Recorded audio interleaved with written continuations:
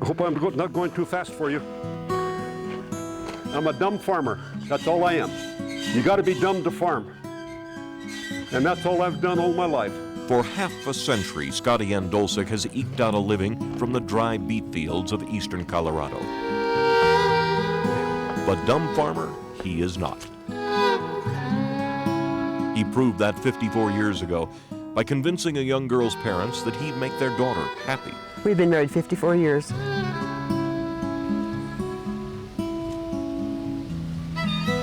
Doesn't really seem that long, seemed like about 80.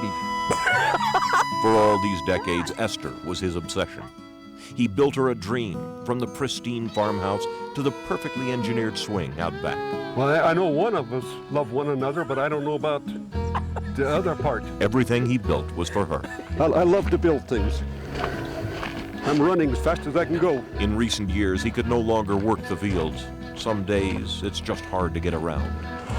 But he could still impress his bride. Out in the barn, in Scotty's wrinkled hands, rusty old farm machinery began taking on new life as animated works of art. A blend of welds and metal and lights. Now, Esther wanted me to make a little bike, so a year ago I made him. Some of his creations were good. There's a broken bulb right there. Some not so good. Junk. All were inventive as he brought cold metal to life and found an appreciative audience. A little tiny bicycle with a little kid on it. That was as cute as could be. That's my favorite. More and more neighbors stopped by Scotty's barn to suggest ideas. He built them all.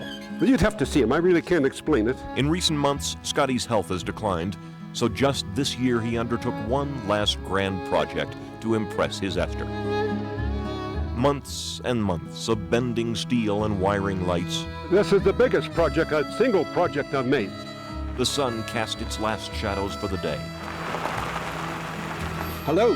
Friends and relations gathered for the appointed moment, and Scotty threw the switch on months and months of work.